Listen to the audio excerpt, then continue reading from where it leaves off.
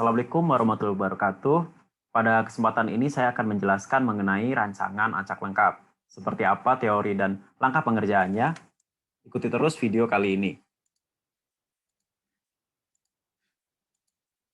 Oke, baik.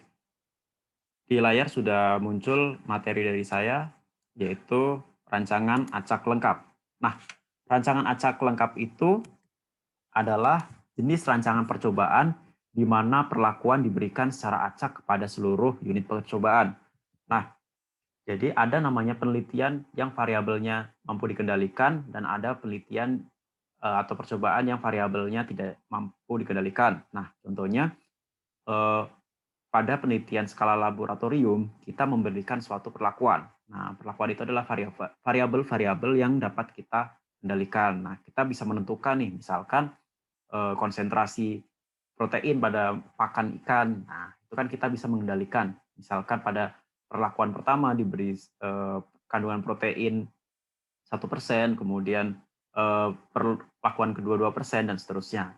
Sedangkan percobaan dengan variabel yang tidak dapat dikendalikan, contohnya kita melakukan pengukuran ikan di TPI ataupun hasil tangkapan nelayan. Nah, seperti itu ya. Jadi rancangan percobaan ini RAL ini merupakan rancangan paling sederhana karena di sini hanya ada perlakuan yang diberikan secara acak kepada beberapa unit percobaan gitu ya. Nanti ada beberapa ulangan. Nah, RAL dapat dilakukan karena lingkungan tepat diadakannya percobaan relatif homogen. Nah, jadi kalau misalkan lingkungannya itu homogen, itu bisa menggunakan RAL. Nah, sehingga media percobaan tidak memberikan pengaruh berarti pada respon yang diamati. Itu. Jadi tidak ada pengelompokan pada lingkungannya. Nah, kemudian prinsipnya ada 3. Yang pertama adanya pengacakan. Karena di sini rancangan acak berarti kita lakukan secara acak di mana setiap unit itu memiliki peluang yang sama. Kemudian adanya ulangan. Nah, di sini setiap perlakuan itu harus ada ulangan agar kesimpulan lebih presisi, ya, menduga standar error dari rataan percobaan, untuk menduga galat juga. Nah, kemudian yang ketiga ada lokal kontrol. Nah, di mana di sini karena kita melakukan penelitian dengan skala laboratorium, berarti kan kondisi lingkungan itu harus dikontrol. Dalam artian di sini, misalkan kita melakukan penelitian pengaruh konsentrasi protein pada pakan terhadap tumbuhan. Nah, berarti kan kita sebisa mungkin perlakuan kita lah yang memberikan pengaruh gitu ya. Maksudnya yang akan kita ujikan. Nah, untuk faktor-faktor yang lain, misalkan suhu, kemudian pada tebar gitu, itu harus kita kendalikan agar tidak memberikan suatu perlakuan. Nah, jadi memang perlakuannya itu benar-benar dari apa yang kita kaji gitu ya, sehingga lokal kontrol itu meminimalisir adanya perlakuan lain dalam suatu percobaan. Nah, kemudian bentuk umumnya seperti ini, ada YIJ, itu ya pengamatan perlakuan ke I, ulangan ke J. Jadi teman-teman harap diingat, I itu adalah perlakuannya, J itu ulangan. Jadi banyaknya perlakuan itu nanti perlakuan pertama, kedua, dan seterusnya. Nah, I berarti banyaknya perlakuan. Kemudian ulangan itu banyaknya ulangan disimbolkan dengan J. Di ulangan ke-1, kedua, dan seterusnya. Kemudian ada mu. Mu itu rataan umum. Nah, kemudian ada tau I, pengaruh perlakuan ke I. Kemudian terakhir adalah galat IJ. Nah, galat dari percobaannya. Kemudian, nah ini ciri-cirinya. Yang pertama ada perlakuan. Nah, ingat ya, teman-teman, ada perlakuan, kemudian ada ulangan, kemudian faktor di luar perlakuan dikondisikan homogen. Nah, seperti yang saya sebutkan tadi, misalkan tinggi air, padat tebar, dan lainnya, itu dianggap sama volume air, dan seterusnya. Kemudian galat besar, karena di sini hanya perlakuan dan ulangan, cenderung memiliki galat yang besar dibandingkan dengan rancangan acak yang lainnya.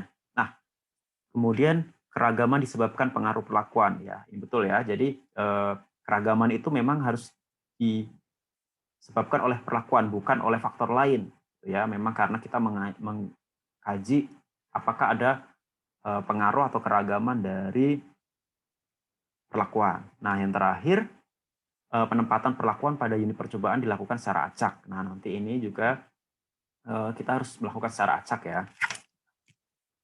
Nah, kemudian asumsinya. Nah, asumsi ini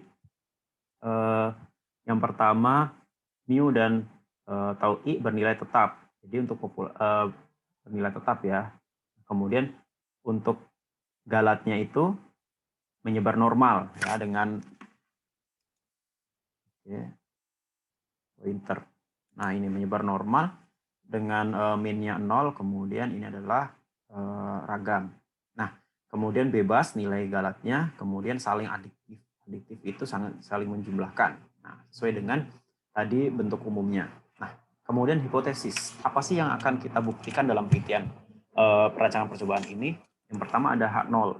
Nah, H0 itu tau I sama dengan tau 1 sama dengan tau 2 sama dengan tau I sama dengan 0. Artinya di sini sama semua.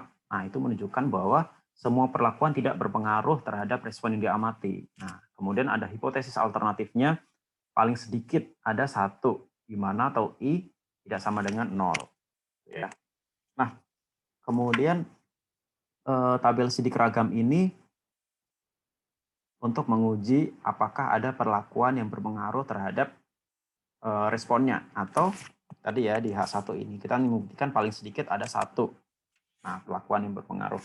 Nah, ini seperti regresi, ada SK sumber keragaman, kemudian ada DB derajat bebas, JK jumlah kuadrat, KT adalah kuadrat tengah, kemudian F hitung, F tabel.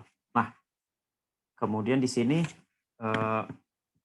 seperti regresi, tapi di sini adalah perlakuan, sisa, dan total. Nah, I itu tadi adalah banyaknya perlakuan, kemudian J itu adalah banyaknya ulangan. Itu ya, tinggal I dikurang 1, ini J kurang 1 dikalikan I-nya, kemudian untuk total I kali J dikurang 1. Nah, kemudian untuk jumlah kuadrat ada JKP, JKS, dan JKT. Nah, ini didapatkan dari untuk FK faktor kondisinya, faktor koreksi maaf, ini jumlah, berarti ini adalah sigma YIJ. Jadi jumlah dari semua data dikuadratkan, gitu ya, baru dibagi I dikalikan J. Nah, kalau JKP itu sama dengan jumlah YI kuadrat. Jadi dikuadratkan dulu YI-nya dibagi J. Dikurang faktor kondisinya. Kemudian yang terakhir JKT sama dengan sigma YIJ kuadrat. Berarti masing-masing data itu dikuadratkan dulu. Nah, baru dikurang dengan FK-nya. Nah, kemudian untuk KTP berarti KTP itu, nah KTP ini untuk rumusnya JKP dibagi dengan DBP. Nah, untuk KTS berarti JKS dibagi DBS.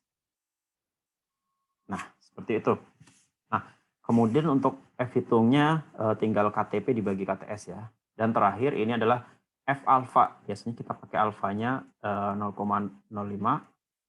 Nah, di sini DBP nanti cari di tabel F ya, DBP, DBS. Nah, sama seperti regresi. Oke, baik. Nah, ini adalah contohnya. Jadi ada perlakuan nanti 1, 2 sampai ke I. Nah, kemudian ada ulangan dari 1 sampai J. Ya. Nah, kan tadi itu Y, I, J. Berarti artinya Y data pada perlakuan ke I, ulangan ke J. Nah, kalau Y11 berarti pada perlakuan 1, ulangan ke 1. Nah, kalau Y21 data pada perlakuan kedua, ulangan ke 1, dan seterusnya. Seperti itu ya bentuk umumnya. Nah, kemudian ini ada teladan. Contoh yang pertama, teladan pertama. Nah, ini seorang peneliti ingin mengkaji pengaruh jenis pakan terhadap bobot ikan gurami. Nah, di sini ada 4 perlakuan, to be fake, leg, moina, dan pelet. Nah, ulangannya ada 5. Berarti nanti di sini I-nya ada 4, sedangkan J-nya ada 5. Nah, pertanyaannya adalah tentukan tabel sidik ragam dan keputusannya. Nah, oke. Kita hitung ya. Nah, di sini langkah pertama kita akan menjumlahkan. Jadi teman-teman ingat, di sini ada sigma YI, sigma YJ. Nah, YI berarti I-nya per I. Berarti per perlakuan. Jadi setiap perlakuan kita jumlahkan. Nah, kemudian untuk jumlahnya, oke, kita jumlahkan untuk masing-masing perlakuan. Yang pertama, to be fact, ini kita jumlahkan hasilnya 191. Nah, kemudian kalau kulek 59, untuk Moina 105, kemudian untuk pelet itu 141. Nah, ini berarti Y1, Y2, Y3, nah Y4 gitu ya. Nah, kalau ini sigma YJ berarti kita jumlahkan ke samping gitu ya. Ini 105, nah 93, 89, kemudian 105, nah 104. Nah, kemudian kalau kita jumlahkan sigma YIJ, nah berarti kita jumlahkan semua data ada di sini. Kita jumlahkan semua data, hasilnya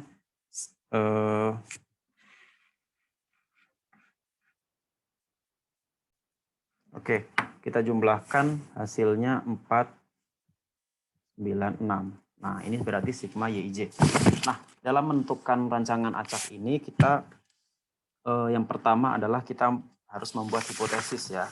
Nah, hipotesisnya itu H0-nya berarti To1 sama dengan To2, To3, karena ada 4 perlakuan, To4. Nah, di sini atau semua perlakuan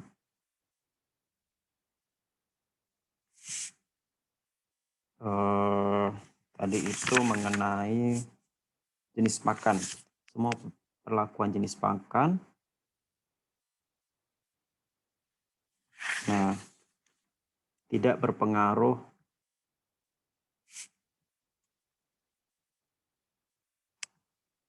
terhadap bobot ikan gurame.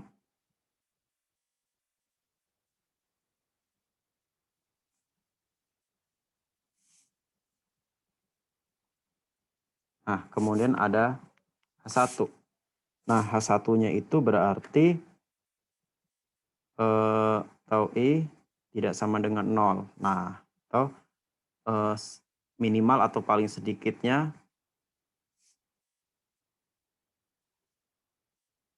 ada 1 perlakuan atau 1 jenis pakan aja ya langsung yang berpengaruh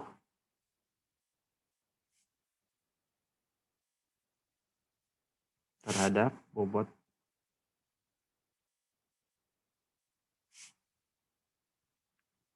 ikan gurame.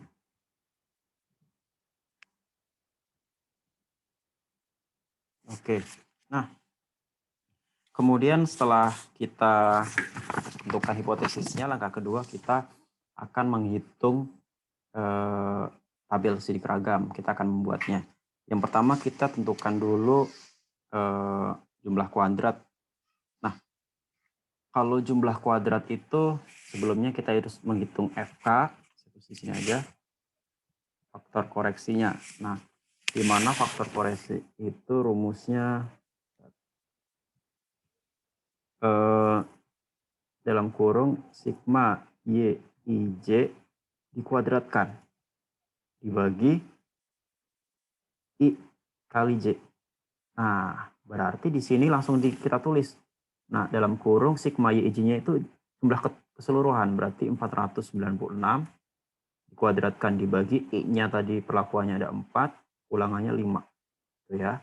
Nah, nanti FK-nya kita dapatkan sebesar 12300,8. Nah, ini FK-nya. Nah, kita sudah dapat FK, terus kita cari JKP, jumlah kuadrat perlakuan. Nah, di sini rumusnya tadi adalah sigma YI kuadrat bagi J dikurang FK. Nah, nanti teman-teman berarti sigma YI itu nanti kita masukkan dari Y1, Y2, Y3, Y4 itu ya, karena ada 4 perlakuan. Ini ingat Y kuadrat itu ya. Kalau ini kan sigma YIJ itu kuadratnya di luar kurung. Kalau ini kuadratnya di dalam, tidak dikurungin ya. Berarti nanti yang caranya 191 kuadrat ditambah 59 kuadrat ditambah 105 kuadrat ditambah 141 kuadrat dibagi banyaknya J ulangan 5. Nah, dikurang FK. Nah, FK-nya masukkan 1, 2, 3, 0, 0,8. Nah, nanti ketemunya nilainya 1872,8. Nah, ini adalah jumlah kuadrat perlakuannya. Nah, kemudian saya lanjutkan di sini. Kita cari jumlah kuadrat total. Nah, JKT itu rumusnya di sini aja ya. Oke. JKT itu rumusnya sigma Y I J kuadrat. Nah, enggak dibagi ya, dikurang FK. Nah, ingat YIJ kuadrat berarti ini YIJ, berarti semua datanya.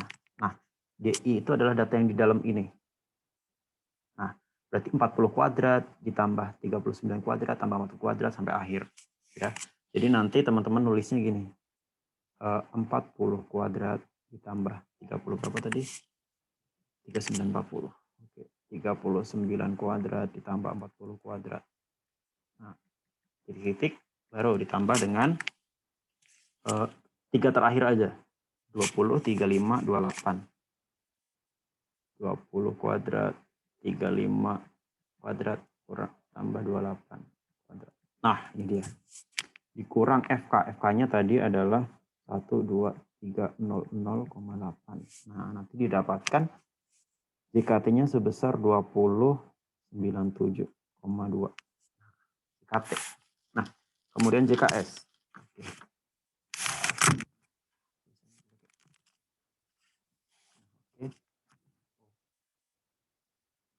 JKS. Nah, JKS itu kita dapatkan dari JKT dikurang JKP. Nah, JKT-nya tadi 2097,2. JKP-nya itu 1872,8. Nah, nanti didapatkan JKS-nya itu 224,4. Nah, 4. Kita masukkan ke dalam tabel. Nah, di sini yang JKP-nya kita cek dulu tadi. Ini ya JKP-nya 1872,8. Kita tulis 1872,8. Nah, JKS-nya 224,4, JKT-nya 2097,2. Nah, GB derajat bebas itu untuk yang perlakuan I dikurang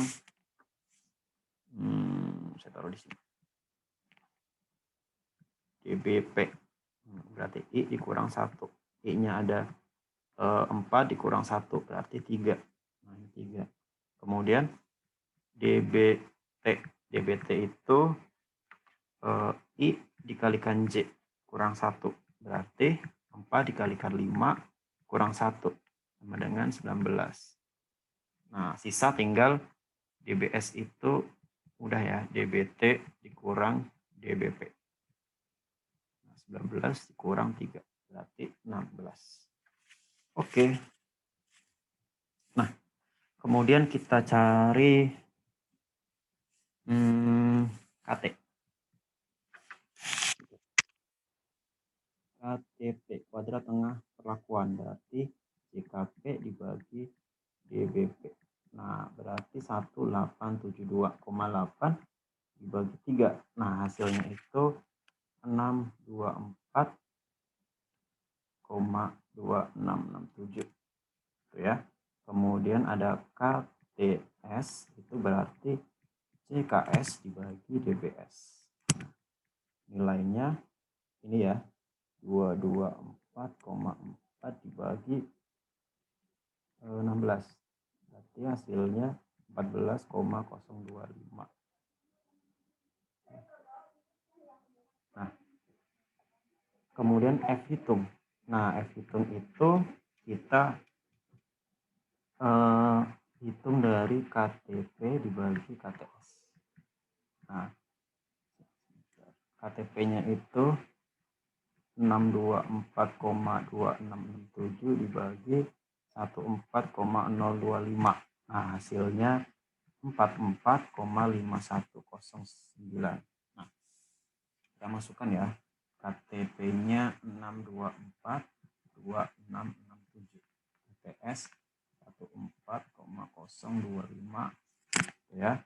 Ini nggak usah, total itu nggak ada. Nah, satu karenanya perlakuan di sini nanti 44,5109. Nah, kemudian selanjutnya tabel. Tabel itu kita cari di internet bisa. Oke. Nah, ini dia. Tabel itu tadi N1-nya itu DBP, kemudian DBS. Nah, kita bisa cari DBP-nya itu 3. Nah, 3 ya ini ya. Kemudian cari yang mana? 3.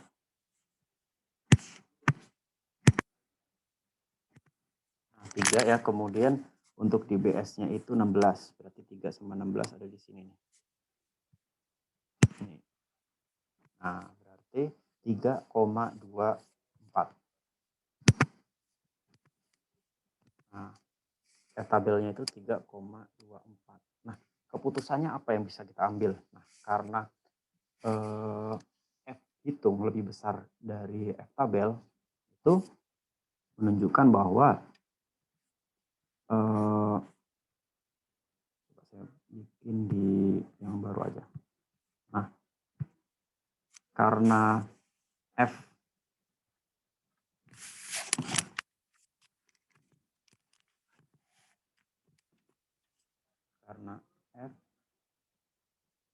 hitung lebih besar daripada F tabel, nah maka tolak H0. Nah, kalau misalkan F hitung kurang dari F tabel, itu gagal tolak H0. Nah, ini adalah keputusan ya. Nah, kalau kesimpulannya, nah karena F hitung lebih besar daripada F tabel ya kita dapatkannya, maka ini punya kita. Nah, berarti sedikitnya atau minimal ada satu perlakuan yang berpengaruh. Perlakuannya apa? Sebutkan aja ya, jenis pakan. Yang berpengaruh terhadap bobot ikan gurame. Nah, seperti itu. Nah, pertanyaan selanjutnya, perlakuan mana atau perlakuan jenis pakan mana yang berpengaruh terhadap bobot? Nah, kita harus ada melakukan uji lanjut. Nah, uji lanjutnya nanti ya di video selanjutnya. Oke, baik. Sudah, kita lanjut ke poin-poinnya. Nah, teman-teman sekarang sudah bisa mendapatkan keputusan, kemudian bisa menyimpulkan. Nah, selanjutnya teman-teman silahkan kerjakan. Ada 2 teladan 2 dan teladan 3 ini silahkan dikerjakan. Untuk teladan 2, ingat ya, ini adalah ulangan. Jadi saya buat format data yang berbeda, ulangannya ke kanan ya, bentuk kolom. Lalu perlakuannya membentuk baris gitu. Nah, apa itu W, X, Y, Z? Jadi kalau misalkan NRP teman-teman C15 210.163. Nah, ini adalah teman-teman lihat angka terakhir pada NRP. Ini adalah W, X, Y, Z. Nah, nanti kalau teman-teman punya NRP seperti ini, nanti W-nya diganti 0. Ini berarti ya, X-nya 1, ini 6, ini 3. Seperti itu. Oke ya. Nah, silahkan dikerjakan. Satu lagi, ini juga sama. Nanti ini diganti sesuai NRP juga. W, X, Y, Z. Nah, W, X, Y, Z. Oke. Oh, ini salah. Maaf, ini ganti Y ya. Oke, baik. Terima kasih ya. Selamat mengerjakan.